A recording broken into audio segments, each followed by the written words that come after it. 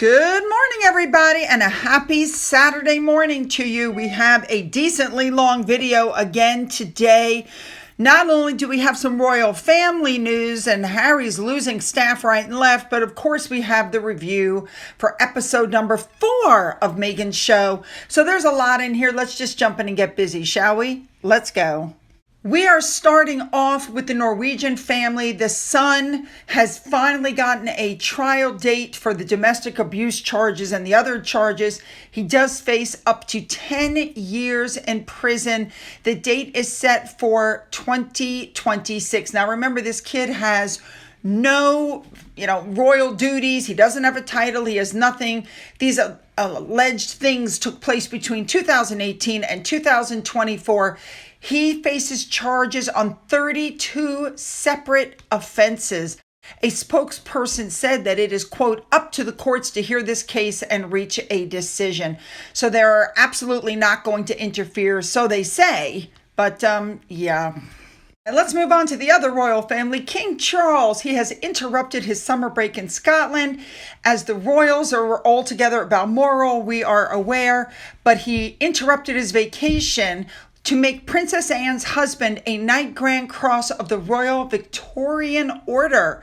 And that is for Vice Admiral Sir Tim Lawrence, who is now 70. And he was bestowed that honor at Balmoral. Now, this honor is the highest title available within the order, and it's used to recognize personal service to the royal family or the monarch. I think that's fabulous. He was invested by the king privately on August 21st. All right, let's move on to Harry. We know what's going on with Simpsonville, and we know there's some issues with Invictus, but would you guys be shocked to learn that John James, known as JJ Chalmers, he's a Royal Marine Reservist turned broadcaster and Games Gold medalist. After 2 years, he has stepped down. He was appointed with Jonathan Edwards, who, by the way, whose triple jump world record still stands after 30 years, and Connie Wenting, chief executive of the Games in The Hague. And he was like, oh, it's just so crucial for the participation in the Games. And they're claiming that because, as a father with children, he's just too busy. Yeah, I don't understand these. That's the lamest excuse I've ever heard. Absolutely lame. I'm just shocked. So now Harry's lost somebody else. But that's not the only one. Travelist, the CEO, her name is Sally Davy, and she has just announced that she plans to step down in December after 5 years. And of course, I'm ready for the next chapter. I have family, I have children. In case you guys have noticed, they all give the same excuse. I'm busy in other areas of my life. I mean, really? All right, now let's continue with Harry. Mr. So security conscious basically let everybody know that he is returning to the UK in September for the World Child Awards. And I find this very suspicious because at the same time, these articles are coming out saying that Harry is set to meet with his estranged father, King Charles, in the coming weeks, and it's going to be their first in-person reunion in a whopping 20 months. Nobody, they're saying, is pretending the wider family issues have been resolved, but this is about beginning with Charles and Harry, and there's determination on both sides to make this happen. And of course, you have these articles coming out saying Charles has set conditions and blah, blah, blah. I don't believe that that's happening. And the reason I don't believe it is because at the same time they're saying William is rejecting this get-together. In other words, here's the magnanimous king who's going to see his son and try to resolve differences, while older brother, Prince William, mean, evil William, is uninterested in reconciling with Harry. So if they don't get together, then somehow this will be William's fault. Get it? And even if the meeting was going to take place, even if this was true, which I don't believe it is, it just shows that Harry's team leaked it to the press. But can anybody blame William? William, they're saying, has always bent over backwards for Harry time and time again, and he's put himself in uncomfortable positions to make things easier for Harry. William has played peacemaker. He smoothed things over when Harry clashed with the family so Harry wouldn't feel sidelined. And now Harry trampled all over him. And what happened when he wrote The Spare? He said horrible things about William's wife and the way William and Catherine are raising their children. And maybe it's just me, but I don't believe they're going to take Harry back into their confidence. I mean, Meghan just attacked him again on her show. Anything he hears, she's going to hear. All right, next up, we know that Meghan has really upset the editors of other magazines. So now she's chasing this girl. She's the editor of Forbes magazine. But this follows the usual pattern. They probably met once, took one picture. So Meghan sends her something and asks her to make sure it gets posted on social media. I'm sure somewhere on that card it said HRH. All right, moving on. All right, next up, I want to point out that you guys noticed something that I didn't. On the episode with Tan France, when Meghan was in the bookstore picking up books and then putting them down, you guys pointed out, and I didn't see it, that she also had a copy of The Bench there for this guy's kids. Yeah, she's, free advertising. And of course, she's still trying to link herself to the royal family. She decided to wear a scarf that was the Queen's favorite. They're also pointing out that she continues to wear the jewelry inherited from Diana.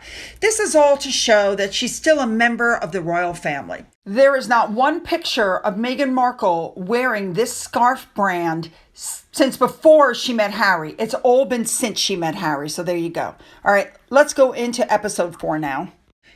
The episode opens up, they're on Meghan's property, and she's going on about, look at all the hummingbirds. Isn't that just amazing? We have so many hummingbirds. Listen to the wings, blah, blah, blah. And since we moved in, we have all these apple trees. And then you see her picking all these apples and throwing them in a basket, and her dogs have their noses in the basket. Now, you should know that this entire episode is about family, the joy of family, and passing down traditions. And you're going to see how she gets around the fact that she has no contact with any of her family, really, except her mother, okay? So let's move into this. She says, my grandma used to make apple butter, so I want to bring back some of those, small rituals. And she says, Samin Nosrat's coming tomorrow, and I am such a fan. She's an amazing chef and writer and TV host, and I'm going to make apple butter for her because I think she'll connect to that, she says, snapping her fingers, that same feeling of family tradition. So the music is playing and she's in the kitchen and apple butter time, and we're talking about family traditions and recipes and things you connect to. And Samin loves seasonality and simplicity. I'm like, you don't know this woman. So she goes, this thing is so easy to make. So then we have to watch her, of course, core the apples, cut the apples up, and give us, I'm going to say a recipe, but she really doesn't give the recipe. You basically have to follow along. I'm going to do this, I'm going to do that. And she puts it in the slow cooker and she walks away. And she comes back the next day in her very expensive outfit, which nobody would wear actually in the kitchen. And she starts talking about the texture. It's so different and delicious and decadent. Decadent, that's her new buzzword. Besides the word texture, we hear decadent. So then, of course, the chef, we hear about the chef. She's making her a welcome snack, just like she does for everybody. She's toasting some bread. She's putting the apple butter on it. She's doing this and that. But the one thing that really caught my attention was what was on Meghan's hand, which you'll see in a second. She's not wearing her diamond pinky ring this time. No, she's wearing her royal signet ring. So she goes, here, I made you a snack, and I put ricotta on it. She can't just say ricotta cheese. It's ricotta. So the woman goes, this is your grandma recipe? And Meghan goes, yes, that's my grandmother's apple butter recipe. And then she says, I was thinking about family recipes, and things we passed down. And I decided to make you lavashak, which of course leads to the little venue thing that we get where Meghan is giving us instructions on how to make lavashak. I mean, it was a very long segment, and it's not anything that anybody would do at home unless you have a ridiculous amount of time on your hands. She's using ingredients that a lot of people would find to be very expensive. And I find that this is a theme of hers. It's like, oh, you just have to do this and this, but the ingredients are very hard to find, or if you can find them, they're ridiculously expensive. So of course, after she initially does it, she hands it off to all of the people, behind the scenes to show how likable she is. Look, I'm sharing with everybody. Now, this woman is apparently Iranian, and she's talking about how her mom's side of the family used to bring it. And Meghan does her over-emoting again in this weird seal clap thing that she does, trying to agree with the things that this woman is saying. So the conversation goes on. Meghan's like, I roasted a chicken. We've got some passion fruit. She says, but first, let's pop down to my crafting barn. That's right. The barn is hers, even though it's on rental property. She says, I thought it would be fun to do some bookbinding, but first, are you enjoying your tea or do you want something more bubbly? The woman, of course, says, yeah, I'll take something more bubbly. And Meghan pulls out a glass of champagne because constantly the alcohol is flowing through these things. The bookmaking, I used to teach this, but I taught it in a different way. So now we have heard through all of her talking that she used to work at an ice cream shop, a donut shop. She taught calligraphy. She taught gift wrapping. She was a nanny. And now she taught bookbinding. I mean, the stuff just keeps coming. I don't believe that any one person had that many jobs. I'm sorry. So now the whole thing is about bookbinding. FYI, Meghan chooses a very beige cover for her book. And the woman goes, well, that's very neutral. And Meghan goes, well, I'm a neutral person. Now, the woman goes on to talk about these weekly dinners on Mondays that she has with her friends and how they set it up and who cooks what, and they've been doing it for years. And how it created a real family for her, the depth of their relationships, that most people are craving that in their lives, and they used to get it once upon a time from church. Religion was a really reliable source, and they're having this discussion. And then, of course, it's time to go out to the garden. They decide to make a salad based on what they have. Of course, Meghan knows the name of every single bit of lettuce. And isn't this just a beautiful garden? And one of the things I love is discovering what to plant together. So they have this whole discussion on how you plant marigolds next to lettuce to keep the bugs away. And of course, Meghan already knows this. Everything this woman is saying, Meghan acts like she already knows. And again, as part of their discussion of what they're going to make, Meghan mentions that she roasted a chicken. She has the leftover roast chicken. So here we go, another little segment on how to roast a chicken. Oh, I can do this by memory. It's nourishing and it's just fabulous. I roasted a chicken the night my husband proposed to me. And that's what we served at our wedding. So she cuts up some celery. And I'm like, is she ever going to mention another family member? And finally she does. She goes, my mom loves the flavor of roasted celery. So I'm going to keep that in there for her. And I'm like, okay, so now you've managed to mention throughout this thing your mom, your grandma, and your husband, but that's it. So she's like, I will say when I made a roast chicken for my now husband, because, we know she's been married more than once, I had a problem with the conversion of Celsius to Fahrenheit, and I made a horrible chicken that night. I mean, truly terrible. No, I don't believe that for 1 second, for the simple fact that she had an iPhone, and all you have to do is say to your iPhone, what's the conversion, and it tells you what it is. Now, you can do what Meghan's doing, and you can wear your jewelry and get your hands nasty and put your hands all over a chicken. And by the time you buy the chicken and all the vegetables, you could be broke, or you could just do like I do and go to Costco and for $6 get a whole roasted chicken. That's the most delicious thing you've ever had. And I have to tell you, this is the only time I've seen her wash her hands so far, the whole shebang. Okay, so now they're back in the kitchen again, and they're talking about what they're going to put in this salad. And the woman says, oh, by the way, I've been in your pantry. It's a magic pantry. It's got like everything in it. So anyway, they're talking, and Meghan is like, she's like trying to talk to this woman like she's a chef, like she knows what this woman is saying. But the truth is, this woman is talking way over Meghan's head. But of course, she looks at her and tries to act like she's interested. So the woman does all the work. The only thing Meghan's allowed to do is wash the lettuce and then drop some honey in the vinaigrette. The woman does it all. And then before you know it, they have a fabulous salad. And Meghan, of course, with her nasty hands and all of her jewelry, and she's wearing the pinky ring again, puts her hands in the salad so that she can toss the salad with her hands. I'm sorry. I just think that's disgusting. It's not a different thing to put your hands on the food, because I get it. You're making the food. You're putting your hands on the food. But you don't do it with all the jewelry on. The jewelry has germs. It's disgusting.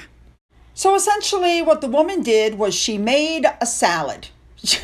She used Megan's leftover roasted chicken, some vegetables they got from the garden. The only thing this woman actually made was the vinaigrette, which I have to admit looked pretty good. And then what did Megan do? She threw some flowers on top, because what else would you do? And then they sat down to eat. So the music starts up, Meghan pours some more alcohol, and then they're patting themselves on the back. Great call on keeping the pieces bigger. This is really a great salad.